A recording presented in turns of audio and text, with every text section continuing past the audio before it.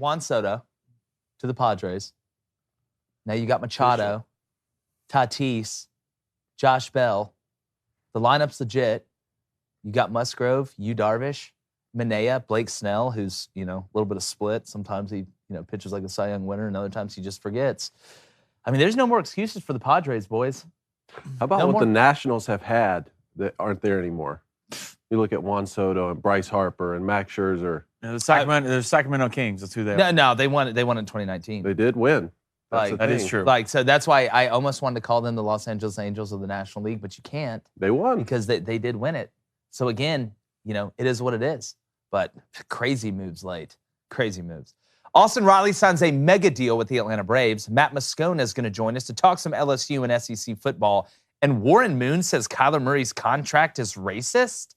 I'm Jake Crane, and welcome to Crane & Co.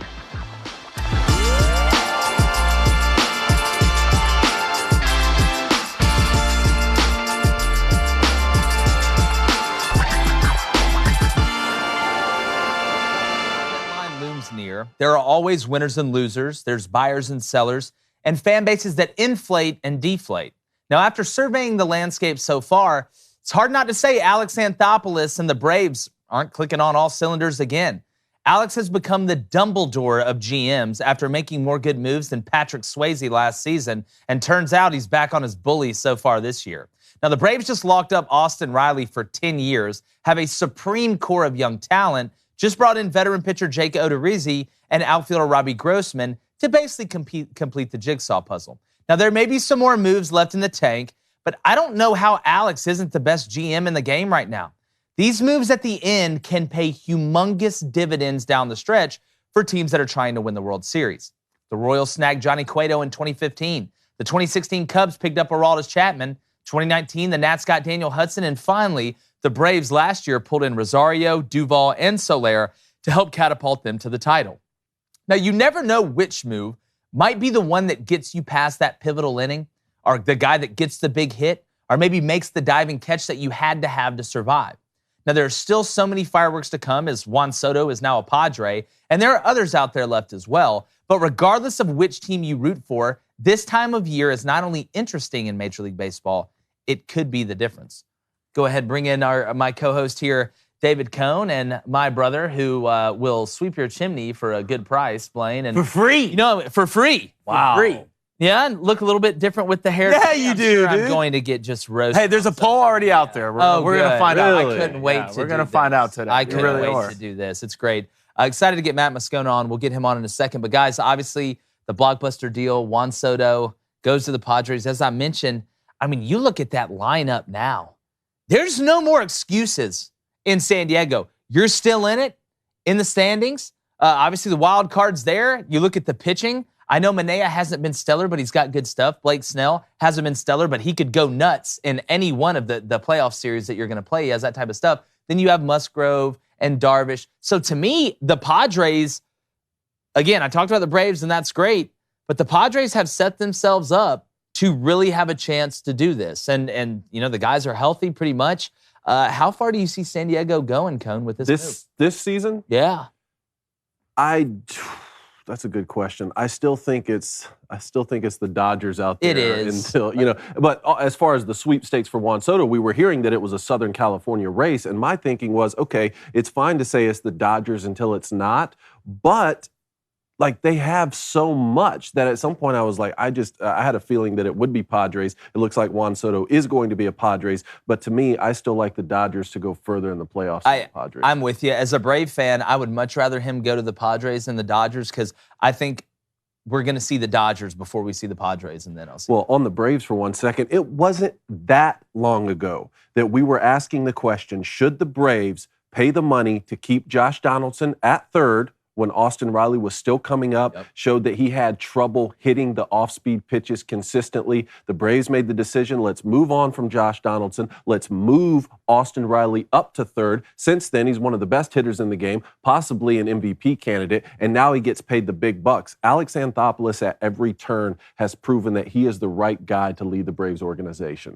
He does. Again, you just gotta look back, and he's really, again, there's always some things that don't work out. There's always some guys that get hurt hurt, but he has made the moves necessary to put the Braves in a position now. We all know the Mets are going to fall apart at some point. The Braves, we know the wild card's there just in case for some reason, hell freezes over and the Mets don't fall apart.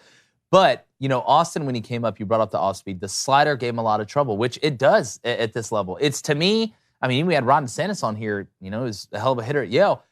It gives hitters trouble. The slider is the hardest pitch to hit for me. It's the way it spins. It's the late action. Now you got guys in the league throwing 93, 94 mile per hour sliders, even harder than that in some instances. But again, you look at the Braves. I like adding Robbie Grossman. I know there's a lot of people that were like, why would you do that? I think it's a good move. Platoon that thing in the outfield the way you've been. If Acuna can really come on.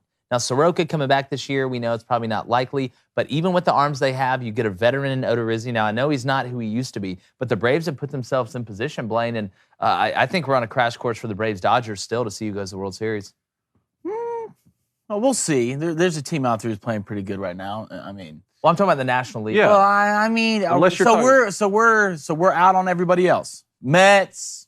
They're going to. You can believe in the Mets if you want. I'm not going to do it. They're on the right path. They are on the right path. They are, but they've always been on the right path. And then what?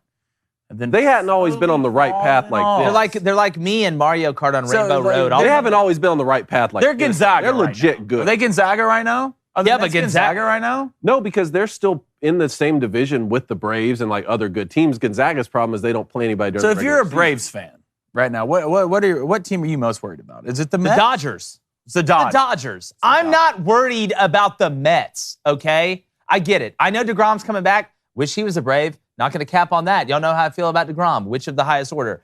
Scherzer, a.k.a. Cat Eyes. I know he's got a lot. There's something with the Mets. I know they're under new ownership and all that stuff, but there's just something about it that I don't trust. And as a Braves fan, people say, oh, well, I guess you're biased as a Braves fan. No, my eyes work and I can read. Look what's happened to the Mets every time. Again, they'll come out the gates hot. I'm surprised this lasted this long, but it wasn't that long ago. The Braves were 9.5, 10 games back, and the Mets were cruising, and they cut that down during the All-Star break. Now you make the moves at the deadline, then we're going to see. But I like where the Braves are at. To me, we talk about the Dodgers till it's not. As a Braves fan, it's the Dodgers that worry me, and that's it. But you know what? Part of me wants to see them in the NLCS because I want to send Freddie home. And I know people say, oh, well, he didn't know what was going on, this, that, and the other. Look, you're with the Death Star now, man. You're with the Yankees in the National League. We got Austin Riley locked up. At the end of the day, I feel like the Braves are in a good position, but the Dodgers are the only one I look at and go, ugh.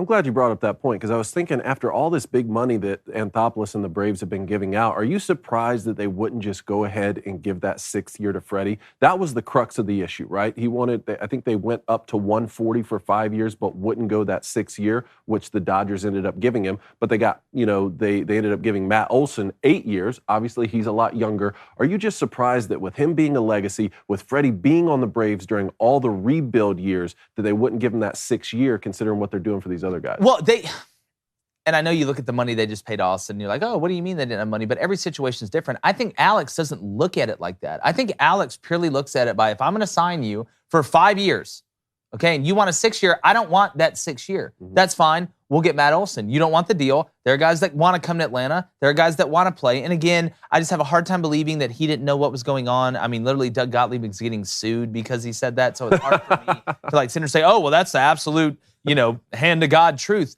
I think Alex looked and said, for the next 5 years, I think Matt Olson is going to be a better player. I don't think it's worth reaching for Freddie on that 6th year. And look, we'll see what happens. Dodgers may go and win the World Series. I don't know. But they're not going to win the World Series because of Freddie Freeman. Just like the Braves didn't win the World Series because of Freddie Freeman. But Freddie Freeman was looked at as a hometown guy, even though he's from Cali. Now you actually bring a real hometown guy back, and Matt Olson, who's from the state of Georgia, unless I've just totally lost my mind. I think the move was good. I think Alex looks at it. What is the best investment? This is the investment I'm going to make. This is my decision. I think he went with it. The last one, I guess, is Shohei. Looks like he's going to stay put in Anaheim, which is exactly what you were saying. Yeah, I don't know why you would trade that type of player. It's like you're trading your best hitter and pitcher, basically. It's like trading two people. You're trading two players. And Matt Olson is from Georgia. He went to Parkview High School in Atlanta. That's exactly right. He's a true hometown guy. Yeah. Woke up in the morning and breathed that air. So, again, I think it looks to me like at worst it's a scratch. And you know what? If that's the case, it is what it is. But Matt Olson's got a lot of pop, man. There's a lot of upside to Matt Olson. He is younger. He's only going to get better. He obviously feels comfortable in Atlanta. I like the move, Blaine, but what does the Booster Club think? Mike wants to know, did the Cubs management set up David Ross to fail? I'm a big Rosie guy. I love D. Ross. David Ross played at Auburn, transferred to Florida State, actually hit a walk-off home run, I think, to go to Omaha against Florida State at Auburn, then transferred to Florida State. Crazy story there. I don't think they set him up to fail because I don't think the Cubs want to fail. Like, it's hard for me. I don't think David Ross is a guy you set up to fail. I think the Cubs just have gotten unlucky at some structures, at some joints. That's part of it. But again, they haven't made the best moves unilaterally, in my opinion, as an organization. Just like the Red Sox right now. I'm looking at the Red Sox, and I'm like, all right, well, if you're going to do this, you need to get rid of everybody and keep Rafael Devers. That's what you need to do. Bogarts, let him go. JD, let him go. Whatever that song is from Frozen. And you need to start, making moves. Because, again, we always talk about the payroll of the Yankees and the Dodgers. The Red Sox ain't broke. Like, they're not hurting for cash, but they stay at that 180 mark. I'm just wondering when the Red Sox are going to say, all right, let's flush the toilet, keep Devers, let's load this thing back up, and let's make a run. It's just weird to see. All right, DCY says, got to be honest, love Freddie and appreciate what he did, but Olsen is our guy. Love the young talent, and what the Braves have, you just have to keep Dansby. I want to ask the Booster Club this, and this is a legitimate question to me. You win the World Series without Ronald Acuna. He ain't having the greatest year. You're doing just fine. Are we kind of looking when this contract runs out with Ronnie? I mean, is Ronnie about to be like the biggest trade bait that there is out there? Because if I'm the Braves, I'm looking around at it, and I know he's a dog and he's got unbelievable ability, but dude, we were able to do it without you. You hadn't really been. If he comes on and starts playing the way Ronald Acuna should play, the Braves are elite.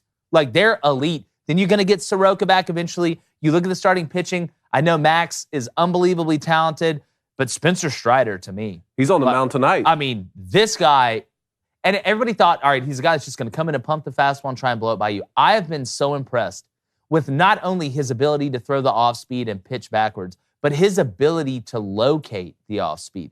That's the hardest part. Guys have to treat you honestly. When you throw that hard in general, it makes your off speed better. Duh, it's like a good run game in football makes the pass game better. But he's able to manipulate it a lot better earlier in his career than I thought, and you're seeing it. And it's funny, when we see these young guys come up typically in Major League Baseball, you'll see them have a couple good starts because while, the book's out on them in the minor leagues, these guys haven't seen them. These hitters haven't seen him. Like, first 2 or 3 starts, like, oh my God, we got the best pitcher in Major League Baseball.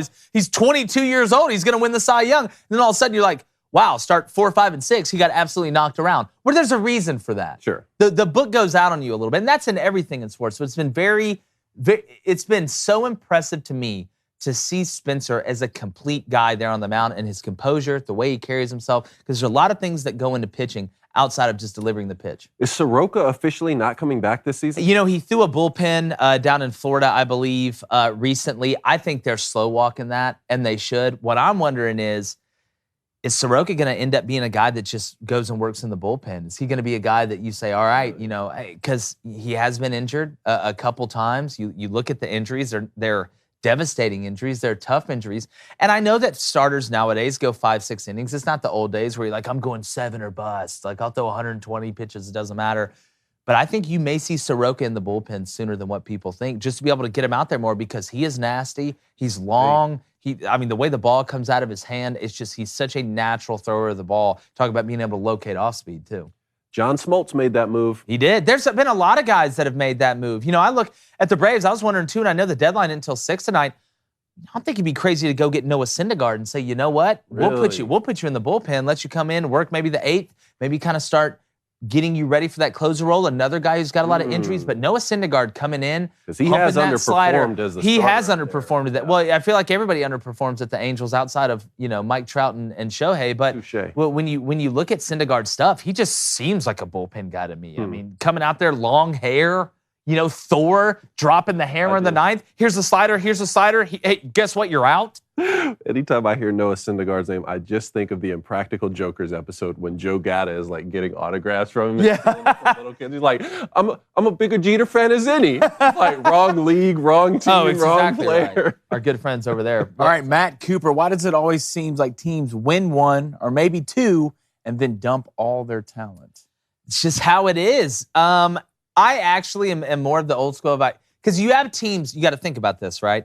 You have teams in all sports that they take the Frankenstein method, right? They go get a bunch of stars, they empty the vault, we're going to make a run at it. It's not sustainable over 3 or 4 years for us to keep all these guys, 2 to 3 years really. Then they take their shot and they make a run at it. I mean, look at what the Padres are doing right now. Look at what the Rams did last year. They basically got everybody. So when I look at that, to me, I think it's just part of it. Because again, different guys have different longevity. New guys come up. You have guys in your farm system. In baseball, it's a lot more prevalent, in my opinion, than you see in the NFL and even in the NBA, just because of that minor league system and the amount of prospects that are in the minor league system that you can get, not only to be able to get up and groom them and develop them, but get them for a cheaper price earlier too, because you can't just put all the eggs in one basket every year. I will give credit to the Pittsburgh Steelers organization, though. It seems like they try and do it every year. They're one of the few organizations like, we are going to try and win the Super Bowl every year. We'll do whatever it takes.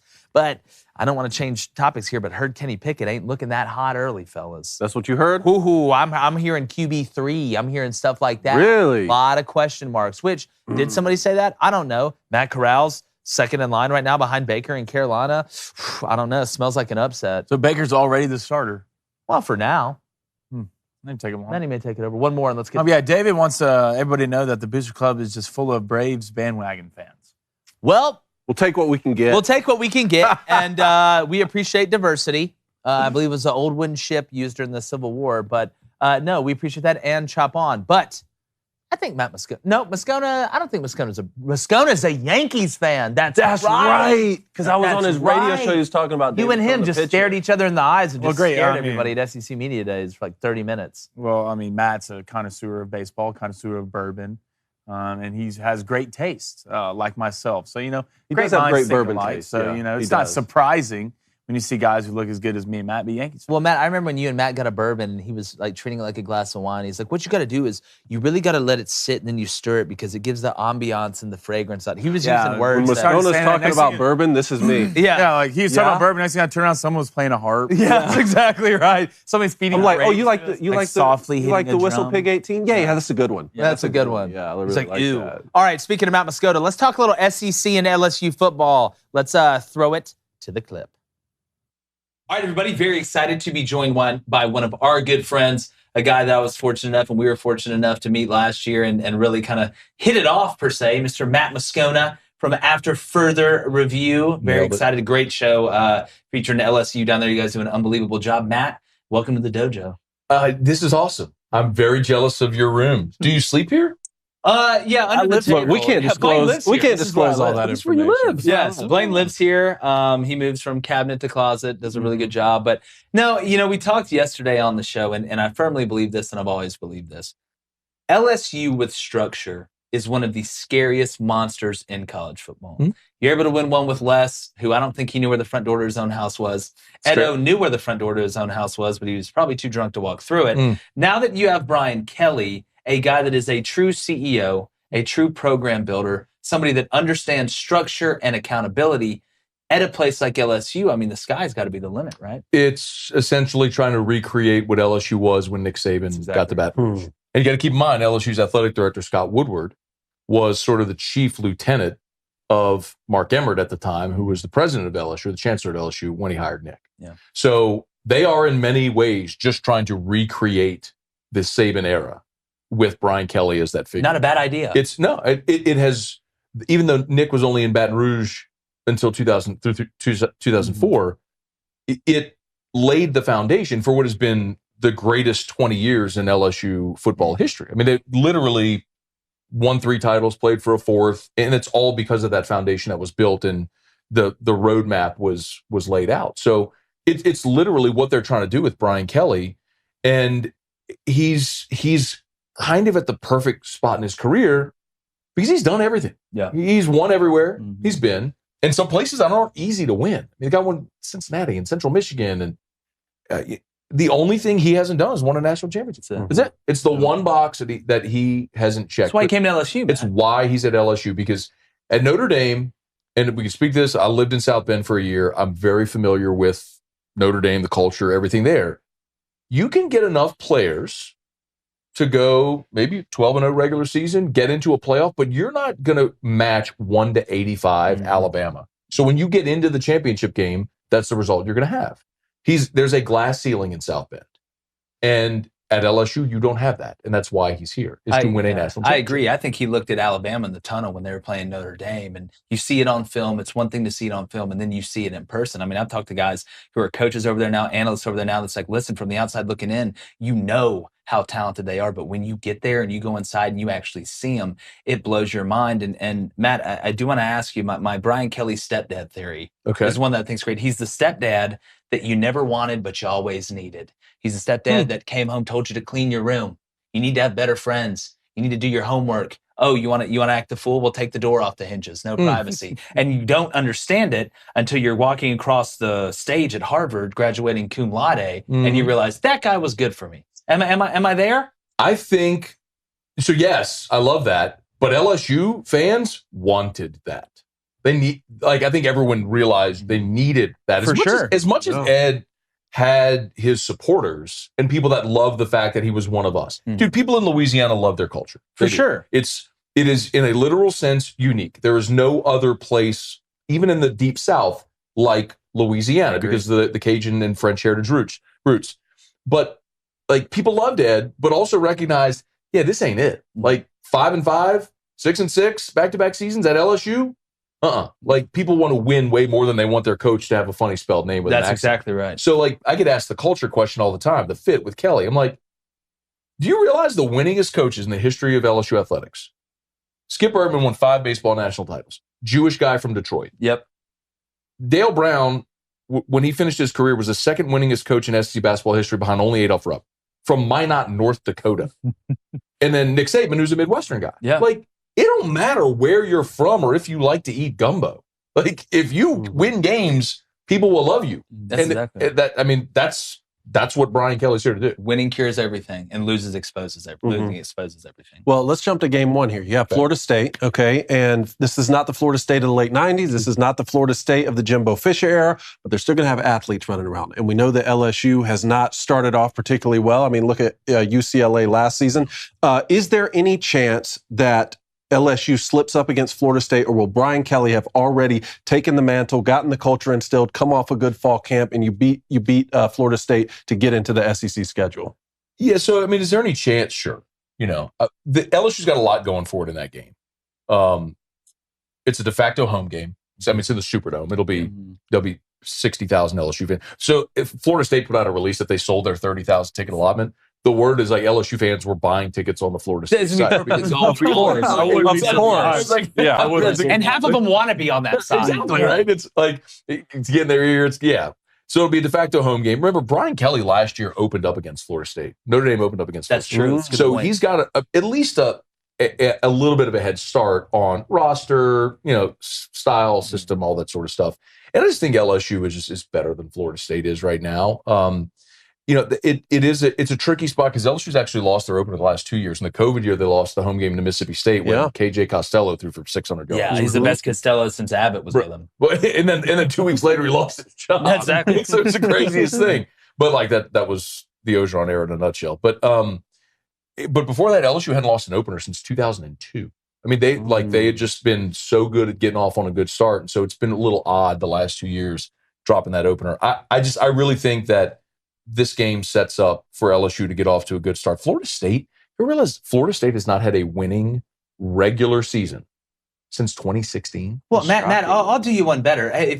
How does Florida State and Miami basically go down at the same time? It's such a weird thing to me. And now kind of looking at the triangle with Miami, and I love Mario there. I think he's going to turn it around. I've been a big fan of Mario for a long time. Thought he'd get the Bama job if he didn't go home to Miami. But when you look, it's just so weird to see some of the ACC teams that have been down. They were all down at the same time. Clemson's had a little bit to do with that, but it's just a weird thing. So my theory on that, Miami's facilities are bad. That's getting fixed, though. It's getting fixed. That was one of the things that Mario wouldn't have taken that job unless they'd have made that change. They just found the richest guy in Miami, not named Evan Shapiro. Bro, it's crazy. Who, by the way, was just seeing the future. Dude ended up doing what everybody else is doing now. He was well before his time. Well before his time. And I'm perfectly fine with all of it, by the way. Yeah. But same at Florida State. You know, one of the reasons Jimbo left Florida State, and this Florida State people will push back on this, but Jimbo got sick of having assistants poached every year. And like if you go look at the assistant salary chart that USA Today puts out every year, Florida State's coordinators were regularly up like middle pack of the Power Five. Yeah. Like when you consistently have your assistants poached, when your facilities aren't up to par, like that's the culture Florida State's dealing with. It's not. It ain't 1995 when everybody wants to play for Flamin' Spear, Chief Osceola, Deion Sanders. It's not that anymore. It's a similar problem that Notre Dame has. And when you're in a state that you have 3 Power Fives and everyone else comes and pillages your state for talent as well, you have to have a differentiator. And Florida State don't have it anymore. Yeah, we don't want to bring a knife to a gunfight. Bro, that's what they're doing. It's pretty simple. Yeah. Go ahead. Yeah, I'm going to ask you about this quarterback room at LSU. Yeah. Is it going to be a two quarterback system, or is Miles Brennan going to be the guy? So Brian Kelly's been asked that a bunch, right? The 2 quarterback question, which I think is a really good one.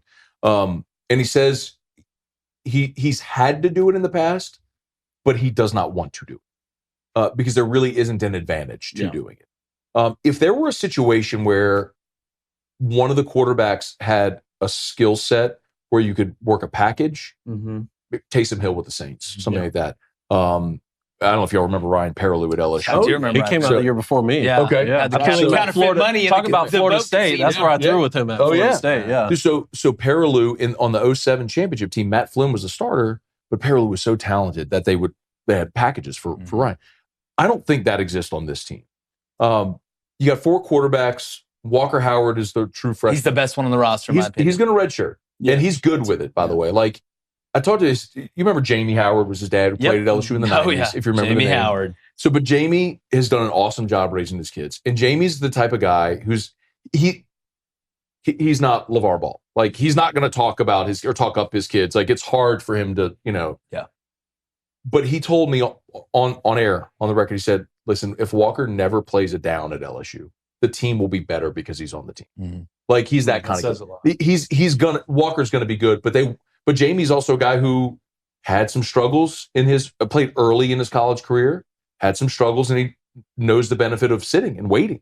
So he wants his kid to get that benefit, the benefit of waiting. So that means you got 3 guys. There's Daniels, there's Brennan, and then there's Nussmeier. The fans fall into, if you ask LSU fans, they'll say you have the Miles Brennan people that have watched this guy battle injuries, 6 years, guys. For perspective, Miles Brennan committed to Les Miles and Cam Cameron. That's how long he has been here. Wow. That's how long he's been here. Okay, He's got a PhD. There's people that just want him to have the great ending. Yeah.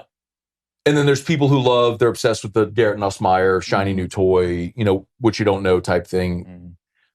My feeling is I think Jaden Daniels fits what Brian Kelly wants. Okay. He started 30 games. Brennan started 3. So he's the only guy with a ton of actual on-field experience. And when you look at the success Brian Kelly's had, if it was Ian Book, if it was Everett Golson, Malik Zaire, run through his quarterbacks. Yeah. Dudes that can move the pocket, make plays with their feet. Yep. That's Jaden Daniels. We didn't get to see it in the spring because you're not going to go run your quarterback in a spring game or expose him to anything. But there were times where you could see him sort of start to take off, and it was pretty electric. I think that's the differentiator. And if you're Brian Kelly, you got to win, right? You've got to win games. You go with the stable thing, the thing that the guy that started 30 games, the guy that's been through those battles before. Well, right? So what's the number for LSU this year? Looking at the schedule, I got them 4-4 in the SEC. Think it's going to be a good year. Year 1 under Brian Kelly. Let him get his troops in there, get the culture exactly how he wants it. What number does Matt Moscona say? Yeah, I think I actually agree. I think they'll be 4-4 in the league, and I think they'll go 8-4. I think their ceiling isn't necessarily as high as fans would probably like to think it is. I think best case is you have a season like Michigan State had last year with all their transfers, and you just have a lot go your way. Yeah. But I also don't think the floor for LSU is as low as it's been. When I look at the roster, the talent, the schedule, I don't know how they go below 7. So I think you split the difference. You fall in at 8-4. You got to go play at Auburn, at Florida. I don't care how down they might be. Yeah, those are hard places to play. At Arkansas. You're at Arkansas. At A&M. Yep. And then you're home against Bama, which it's hard. You can scribble the L. And then the Mississippi schools, I think they should win at home. Yeah. And then you get Tennessee, who rotates on as well at home. Which that's a scary. It is because they're going to throw the ball and they're going to score. So they're going to win a game that's going to surprise people. Mm-hmm. They're going to lose a game that's disappointing. Sure. It's going to be one of those types of seasons. But guys, when you're talking about back-to-back 500 football seasons, like if you go 8-4, like it's an improvement. There's hope. You're showing hope. You're trending in the right direction, which is what they need to do. But I think that's realistic for this team. Yeah. You were talking about the quarterback room now. I want to ask you about Max Johnson because he had some big games at LSU. Why did Max Johnson take off when Brian Kelly came there? What do you expect from him if he's going to be the Texas A&M starter? Cone, people ask all the time, like, why would a starting quarterback leave the spot where he's starting? And it's a good question, but like, look at what Max Johnson walked into. Yeah. He shows up in Baton Rouge in 2020. Amid COVID, the world shuts down. And then there were the BLM marches, and there was a very notable scene at LSU where the team marched without its head coach. It was a pretty ugly internal situation. You have the COVID season, you go 500, you blow out that offensive staff, right? You bring in a new offensive staff. He's Max is the starter.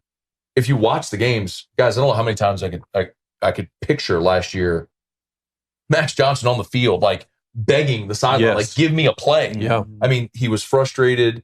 He got hit a ton. He took a bunch he took a lot of the blame for what didn't go well.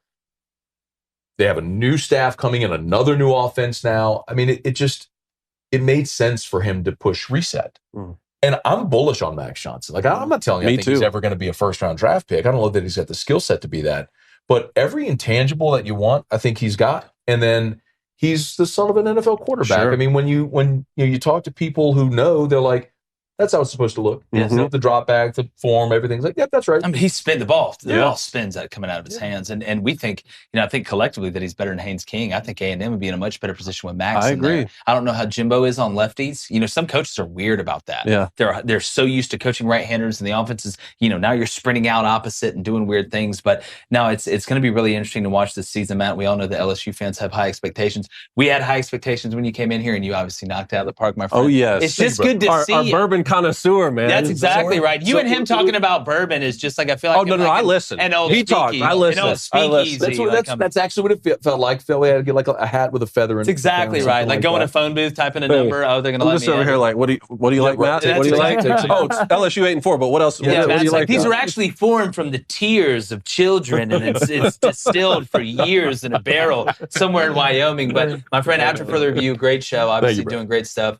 Excited to get on, and maybe we go hang out a little bit later. What do you say? I would love to. My pleasure as always, guys. Thank you. Thank you, man. All right, Matt Moscona, always great to talk with him. Before we get to the sub break, LSU dropped a highlight film, and your boys made an appearance. Let's play it.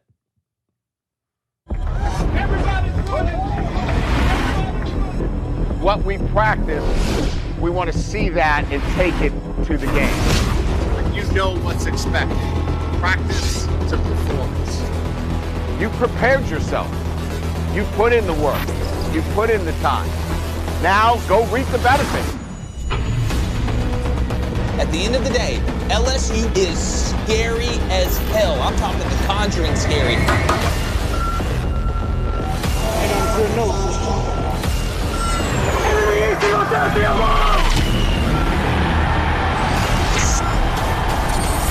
Number 7 will be awarded to Keishon Butte.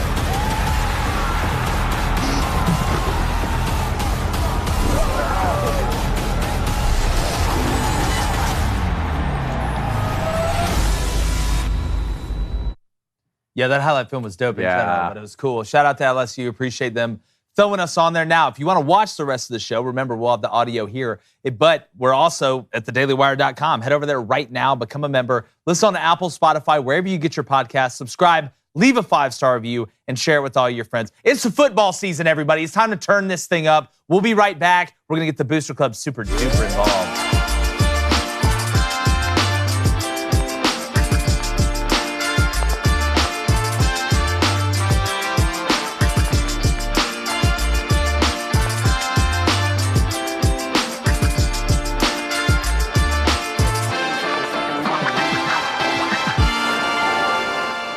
Former star NFL QB Warren Moon recently came out and said that the homework clause in Kyler Murray's contract was a slap in the face to African Americans And I'm still perplexed on why he's bringing race into this. Now, he went on to say that black quarterbacks used to be viewed as lazy and not good leaders, and perhaps that was the case back in the day. But this 2022, man, that clause was put in there not because of the color of Kyler Murray's skin. It was put in there because when you're going to make a $200 million investment, you probably want to make sure the preparation is where it needs to be. Now, Kyler is the only player ever to have this specific of a clause in his contract, and one person doesn't make a trend. But we have to stop watering down the term racist. When you use the term so much, it loses validity, and you are actually helping the real racists out there hide in plain sight.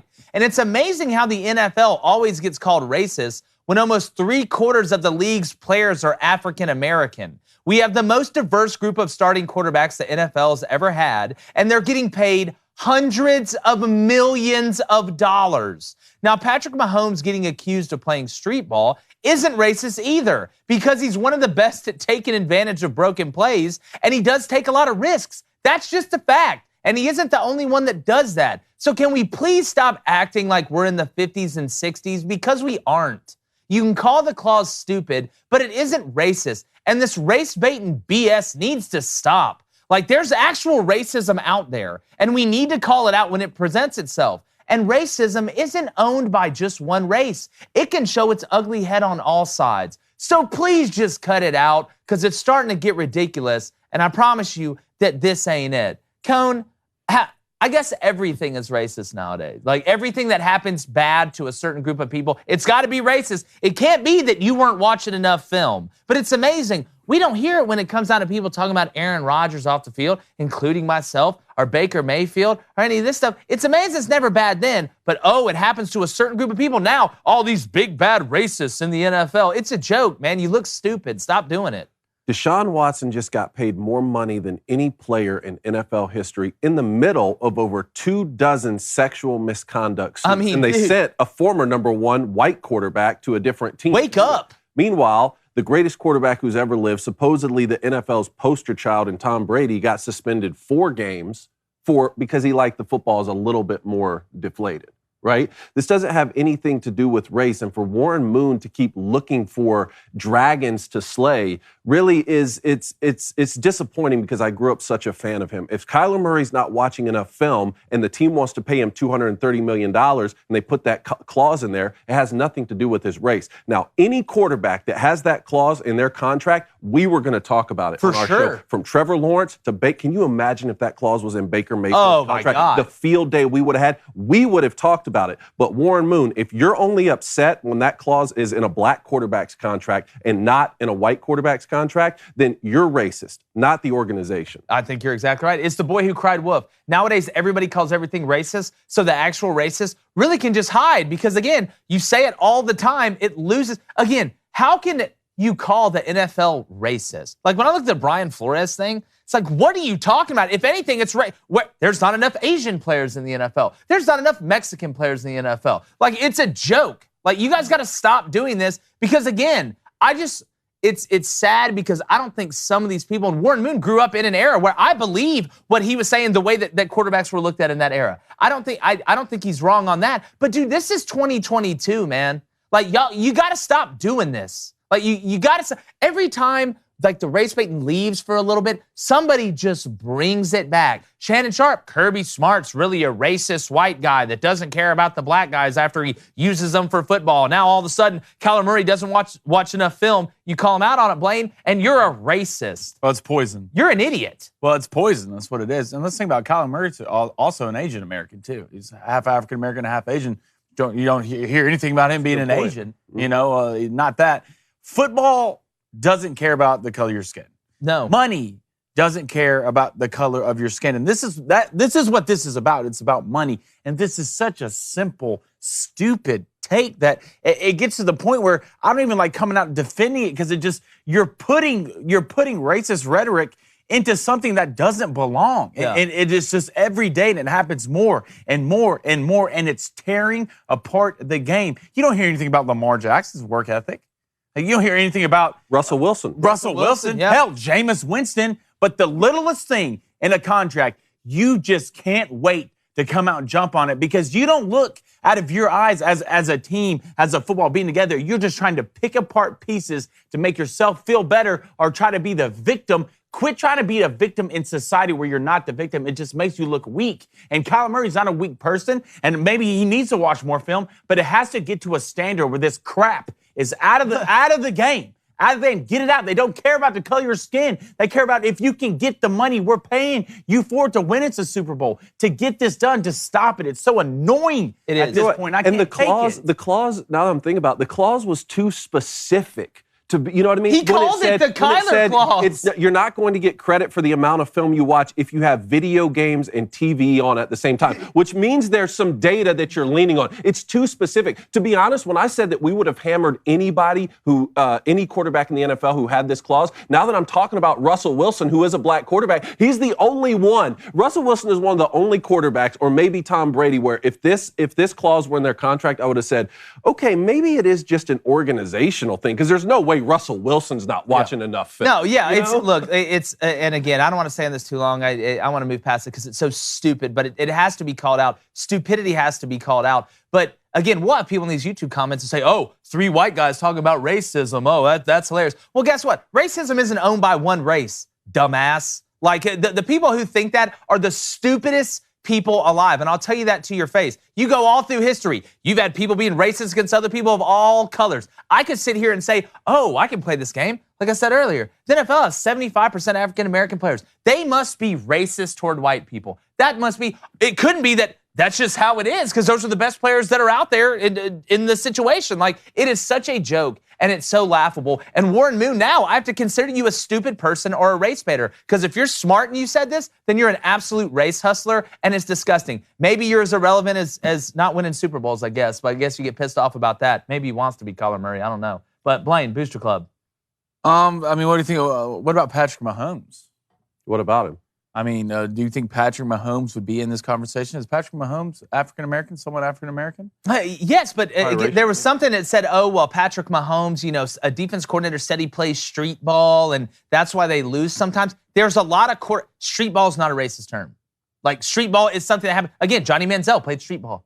Like, it's sometimes when a play breaks down, some guys are better Ryan Stiles is better at improvising than I am when a scene breaks down. Like Kyler Murray, great at improvising. We always talk about quarterbacks extending the play through the pocket. Then there's some guys that can extend the play out of the pocket. So people just find a way to make things racist. And when you do that and you have to reach for it, you actually help the real racists because they are out there. What else, Wayne?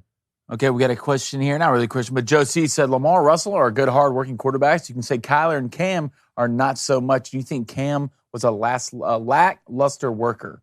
No, I don't. I think Cam put his body in harm's way so many times. Again, regardless of how big you are, he tried to when he went to the NFL. We talked about this with Matt Corral, right? I know they're two totally different players. But Cam tried to play the way that he did in college in the NFL. Now, is Cam an elite thrower of the ball? No. What was one of the best things he could do? He could tuck it down and run. He always had that threat to run, so it opened up the pass. In the NFL, it's a little bit different. The guys are bigger, they're faster. You're not able to just run over everybody. And when you do, and you take those hits, eventually it piles on. That's why Cam struggled to stay healthy, because his style of game struggled to translate from college to the NFL. Has nothing to do with the color of his skin. It's just how you play the game. I mean, again, I could say the same thing. People give Aaron Rodgers a terrible rap off the field, but nobody's screaming it about that. We make fun of Kirk Cousins all the time. Look at goofy Kirk Cousins doing the gritty, looking like a clown. But nobody calls racist on that. No, it's a joke. And Cam Newton may not have been an elite thrower of the ball, but he still threw the ball hard. And throwing hard can get you out of a lot of trouble. It can get you out. They went to a Super Bowl. Like, let's not act like Cam. Get you out of a lot of trouble. Yeah. And with your physique and his ability to run the football, he was a top-notch quarterback. He was very effective. Angelo G said, unless Jackson, Mahomes, and Winston gets this same clause in their contract, this contract is not about color. It's not, but people want to make it about it because, again, I guess Warren Moon just feels like he's irrelevant now. I don't know. I would love to sit down and ask him what in God's name that he was thinking when he said that. All right, we got Christopher Mowry, hashtag Ask Crane & Co. Said, Jake, what product holds up your hair so high? Well, if I told you that, I'd have to kill you. No, I'm going to be honest with you. I don't know.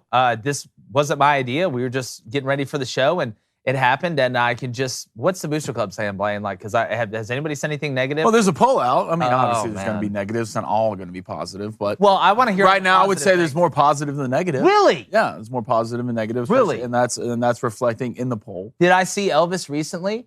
Maybe. Did I have a little bit of inspiration once it started happening? Maybe. Do I go see Scrappy Coco a couple times a week? Yes. Fizzy Bubble. All right, Travis Elrod, hashtag Ask Crane & Company. Who else could have used this clause?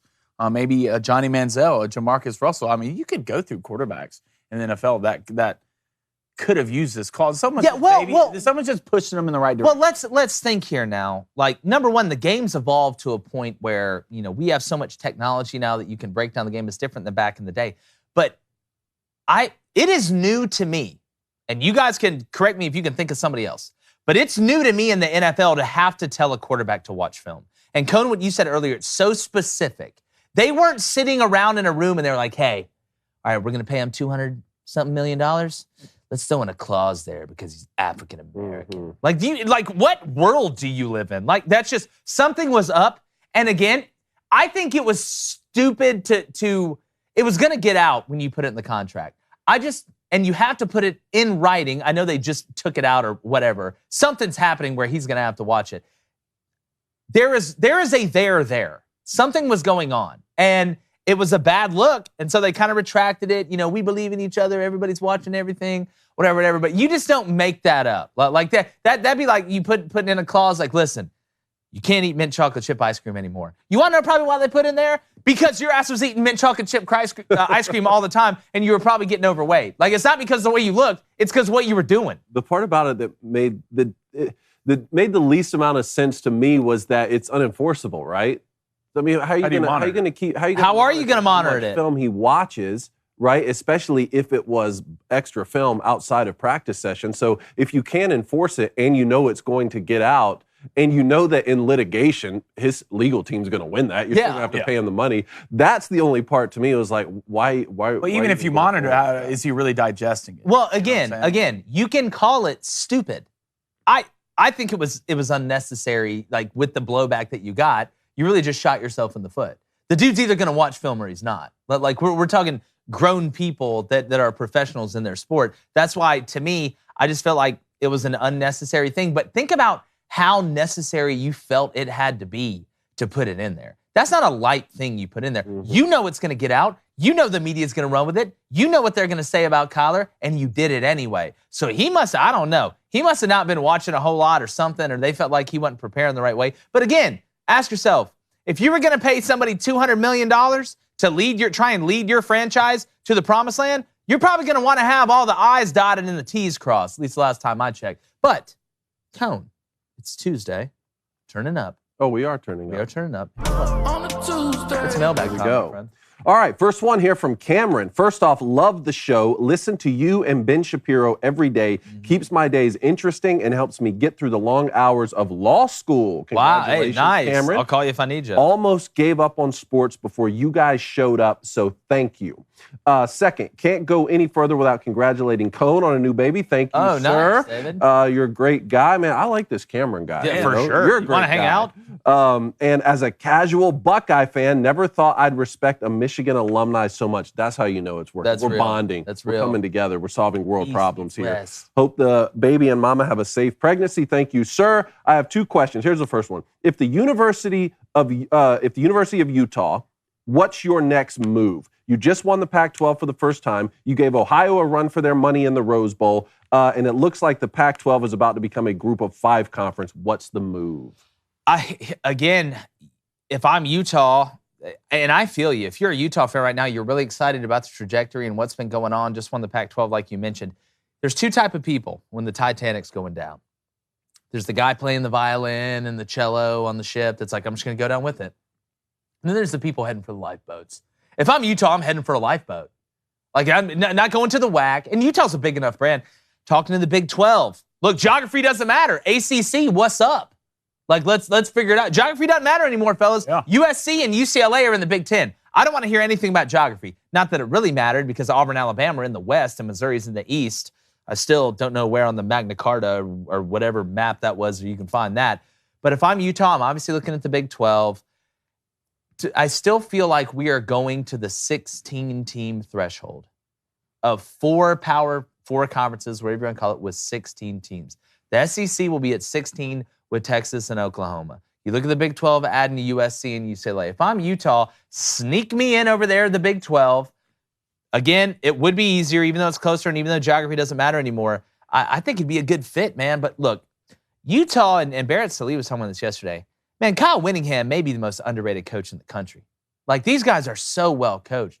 Like, you look at the penalty yardage for Utah. I know they weren't as great on special teams last year, but Kyle Whittingham does such a good job, man. So if I'm Utah, I'm heading for the lifeboat. Oh, no, where did we land? Big 12 country? Hey, what's up? I'm home.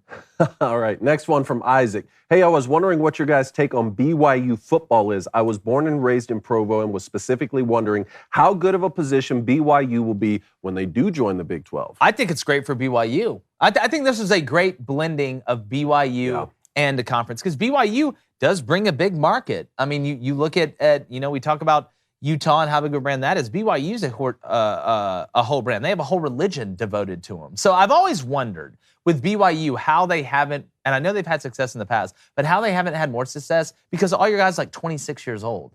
Like, you're dealing with grown men in a family. Like, you're not like, hey, meeting's at 7 a.m. You go to bed tonight. You better be there. I'm going to run you till I puke. Now, BYU's like, sir, I got to be home. I mean, I got to feed the baby, cut the grass, got to pay the electric bill. Got to read before I go to sleep. So they don't need clauses as well. They don't need clauses. Okay. They don't even believe in Santa Claus, I don't think. But no, I think BYU, it's a great fit. And again, you look at some of the players that have played there. I'm just surprised BYU hasn't had more success. But I think, listen, like Beyonce said, let me upgrade you. That's what the Big 12 did. All right, here's another one, Blaine. I need you to get in on this one as well because the question is from Seth. And he says, in today's NBA, with how the game is played and officiated, would you rather have prime Michael Jordan with a 40% three-point shot or prime Shaquille O'Neal with a 90% free throw rate? Go ahead and give your answer. Yeah, give me Michael Jordan shooting 40% from 3. No, not even close. Same. Not even close. Yeah. Give me Shaq shooting 90% from the free throw line because he's so huge, they're going to call a foul every time. Shaq would still dominate. Shaq would dominate like he dominated back then with the Lakers. Now, if you put prime Shaq in there, making 90% of his free throws, how many points would Shaq have actually scored? Even when they weren't calling fouls like they were back in the day, if he was able to hit at that rate, it'd be ridiculous. Give me Shaquille O'Neal. Give me the diesel, down low, pure from the free throw line. You could have Michael Jordan. Guys are bigger and faster and stronger now. You don't think Shaq would dominate? Not dominate like the way. I think not the way he did. You're right. Guys weren't big at all. He'd be a phenomenal player. I mean, but not to the extent I'll take Shaq anytime. You make him a 90% free throw shooter, I'll definitely take him. But on the defensive end, there are more stretch fives now too, right? Mm-hmm. So they're going to hit more three-pointers because of Shaq's defense. Plus, I'll just take Michael Jordan any day of the week. Anyway. If you're shooting 40% from the 3, like, you're already really, really good. And it's Michael Jordan. Yeah, give me Mike shooting 40% from 3. Yeah, that's like better than Steph. No, look, give me Shaq. I'm just telling you guys, like, you could supplant Shaq in any era of basketball. Can you imagine Shaq like back in like the early days of basketball, like Adolph Rupp's coaching at Kentucky? Like, you talk about Glory Road, he would be breaking rims. They'd be like, we can't build rims strong enough. This guy's ripping them apart. I just don't think Shaq would be able to guard in space. I don't think you're giving Shaq enough credit for his athleticism, man. Shaq was athletic. He wasn't the most fleet of foot, but he's 13 feet tall and weighed 800 pounds. I mean, there's just certain guys out there he won't be able to guard. Like who? Giannis. You don't think he could stop Giannis? No. I think you're out of your depth. I'd make Giannis shoot a 3 every time. I'd make him shoot a 3. You think Giannis is driving on Shaq? You lost your damn mind. Shaq would throw him into the second row. Do you know how big Shaquille O'Neal was, Blaine? How big's Giannis, Blaine? How big's Giannis? 6'11". 6'11". Shaq's 7'2". Wait, what? Who has a bigger wingspan? Over 300 pounds. Probably pretty close. Honest. Give me Mike. Yeah, I think y'all are absolutely losing your mind. We'll read some more mailbag questions the other day, but it's time to head over. Even though I will take a good General's insurance commercial from Shaq. What is it? Go to the General. What do you mean? Shaq's in every commercial. It's like it's anybody who says, hey, who is Shaquille O'Neal? Have you ever seen a commercial? He's the guy. He's the guy in the commercial. And you know what they'd say? Oh yeah, that is him. All right, so yesterday, don't want to talk about it a lot, was 1-1. Look, I'll 1-1 this thing all the way till football season, buddy. You best believe that. But Cat Eyes, a.k.a. Max Scherzer, Dog, 2 outs. Juan Soto at the plate, 3-2. You walk him. I get it. Dude hits a ground ball, double down the right field line, and you miss the cutoff man. Juan Soto isn't exactly flying around the bases. Hit the cutoff man. Have to turn a Tom Amansky video on just to teach you and him and Fred McGriff. Teach you how to figure it out, the crime dog. Blast from the past, speaking of the Braves. Anyways, I'm going with the same bets I had yesterday, fellas. All right, the odds are a little bit different. Give me the Reds, Marlins, Nerfy at a dirty -130. Then give me the Mets and Nationals Nerfy -122. Jacob deGrom straight out of the Blair Witch Project. Let's play a game called You're Going Back to the Dugout and You're Not Happy. David. Hey. Max Scherzer, big win yesterday. Hey, big for you. Can't win the month unless you start off hot. So I like that. My tennis pick, I guess, isn't played until today, even though on DraftKings it says, hey. What an embarrassment. What an embarrassment for you. So we'll find out about that one. How about Corbin Burns with a win tonight, though, -150? I want to lock that one up. And then I'll take a Nerfy as well. Why not? Braves, Phils. Was Strider on the mound? Yes. Let's go. Doesn't Strider have a stash? Yeah. Yes. Talk about a mustache. He does. It adds, what did you say, Blaine? It adds 2 miles per hour to your fastball? Yeah, and adds like 1.5 inches of break to your slider. Okay. And 1.5 inches? Yeah. That's a lot of break, but Yeah, don't have a mustache and a mullet. I mean, let's give the kid the Cy Young. If you're well, they call that guy Kenny Powell. Y'all see Aaron Rodgers come out with the stash? Yes. Yeah, he called me. Yeah. Oh, he called you? They have him come out with the stash. It looked like he was straight out of Con Air the other day. He was. I know. Yeah, he's Put actually the bunny back in the ball. So I'm going to see if my tennis match is on. All right, Blaine, what are your You bets? sure it's today, David? They might just not even play it. They might not even play it. Yeah, we thought about it. Yeah. We wanted you it. know We what were you going to look like play it. today? Oh, let's do this. A young, do this. adventurous Mr. Rogers. Like before he was in the neighborhood. I don't know. You look like Jimmy Neutron all grown up. That's what you look like to me. If you're on audio, my hair looks great, so don't believe All right. What am I taking? Nerfies. Again, hey, 1-1 yesterday. Giants. Not surprised. All right, hey, I hit the dog Nerfy, though. You don't did. really That's see how that it a lot. happens, though. You know what I mean? I don't know, really. Like That's how it happens. I'll take it. I'm so positive in the unit. So, hey, Gilbert on the mound. The Yankees, Seattle, got some good pitchers on the mound. +110 on a Nerfy. Let's just come out. Let's You shove just it got to hope early. Aaron Judge doesn't Shove it have early. it. And I'm going back to it. Dodgers, Giants, late game Nerfy -110. I still think, that the Giants have not been a great scoring first inning team, and I'm going to stick to the numbers here. Yeah, you just better hope Aaron Judge doesn't hit Hey, it. let's go 1-1. I'll go 1-1 all day. Went That's what I'm 1-1 all saying. last month, except Kyle Schwarber when he completely ruined it and lost to Albert Pujols in the home run derby, which I'll Yeah, never dude, forget. you lost it. You lost How it. do like you? the Yeah, oldest guy in the it just league. doesn't make sense. So hey, it's a Nerfy month until the 27th, baby. All right, Baby Cone. Tough day for him, but he's been hot. I mean, 79 and 54 overall. I mean, who's up here complaining? I mean, you go into your parents' room, you take that $20 out from your mom's purse, and then you put it on what Baby Cone. Not for Baby Cone. Everyone else. Everyone else? Yeah, not Baby Cone. What if you found out Baby Cone was going in there stealing money like as an 11-month-old? Better keep hitting your picks. Yeah, that's exactly right. All right, he's also, he's going to take, you and him are, no, actually, and this is the first time we've had this bet on the board, he's going to take the Mariners-Yankees under 16.5 hits at -125, then DeGrom to get the win at +100. It's really hard for me to not take DeGrom to get the win at +100, guys. I'm a big Jacob deGrom guy. Yep. We all know that. Not going to beat around the bush. +100. He's back, baby. A lot of good value. Jeb and George are out fighting. But here's what we got. Booster Club. Wildcats Cubs fan 6-0. He wants the Cubs money line with Wainwright on the mound. That's -175. Katie Rose 1191. She's 5-0. Charlie Blackmon to get a hit -190. He probably Probably that. can do it. Cam Fran 5-0. He wants the Brewers Pirates Nerfy. Williams DG's 3-0. He wants the Dodgers money line. Portmanteau it. 2-0. He wants the Brewers -1.5. EJ Runis 2-0. Twins first 5 -1/2. C-Step 04's 1-0. Feels good, bruh. Mets -1.5. It's going off at -185, I believe. Then, welcome to the Booster Club. At Big Mike tweets, hey, my friend, he wants the Dodgers money line. Not a good start. -142. Just kidding. Sammy V's 0-4. Look, sometimes it hits like that. He wants the Padres actually anti-Nerfy, Padres Rockies at -130. Blasphemous. Get out. Then BJPS09XU13 is 0-4. He wants DeGrom over 6.5 Ks at -130. Daddy's back. Blaine, what's up in the Booster Club? All right, let's get to this poll. Do we like Jake's new hairstyle? I feel like you were playing me earlier. Really? I'm gonna say. Your hair type. I'm gonna say yes. 62%. Yes, 63. I believe in him. Yes. 66%. You know, I can't be mad about that. I can't be mad about that. can't be mad at that. So Michael Scott, win. That's a win. No, 34%. Yeah. Now, before we do our top play, I want to show you, if you're a football player out there, what not to do. Okay? Because again, the TikTok dances, I get it. They're cool. This TCU, like, this ain't it. Let's go ahead and play the clip. I don't even know what this is.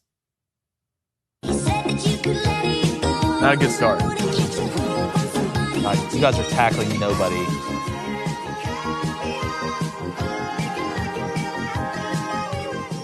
You know when I talk about how I get worried that we're over here and like our people I just are doing threw up in this my and mouth. Chinese kids are over there doing math and push-ups. Like, that's, to me, this is what worries me. I need to pull and up. guess what? I Guess who tweeted- owns TikTok? They're seeing that. Oh, They're probably, it's probably, I tweeted this. I mean, if I see this, I'm a coach. Hey, one, I'm immediately calling your parents. yes, I'm calling your dad. Your dad, your dad's immediately getting called, and you're going ahead and bring your playbooks. Yeah, you can meet him outside. And you better be off this campus for the next 30 minutes, or there's going to be some problems. All right, let's get to top I play. just pulled up TCU's schedule. I have to put in some futures after. Yeah, that's exactly right. It's going down like a sweet muffin, LaFleur. All right, Juan Soto, now a Padre. Let's look at his last home run as a Washington National against Max Scherzer. Not a bad guy to get one off of. Let's play the clip. See Scherzer out of the windup here. It looks like we're going to get a two-seam that runs back over the middle, and Juan Soto runs it out over the center field fence. I'll tell you what, the dude's got a nice Bomb. swing. Like Juan in San Diego, the ball flies too. You know, look, Padres, we're going to see. I mean, you just can't throw that pitch. A lot of major leaguers going to hit that out. You see a two-seam right down the middle. Yeah, he looked at that one. He said, "See you in hell, big boy." Watch this. Watch this. Right there. Oh. It's purity. Put it in the water and sell it. Scherzer got the win, though. So He did get the win. matters. It's good for you. I mean, But that's good. speaking about getting the win, if you're not subscribed on YouTube and all the platforms, are you really winning? Have you ever won? Do you want to win? So subscribe. But we appreciate you guys. Got a great show tomorrow. Matt Moscona, always great stuff. Very interesting on LSU quarterback battle, David. I thought that was really interesting what he said. And like the chances of my hair not looking good, we're gone.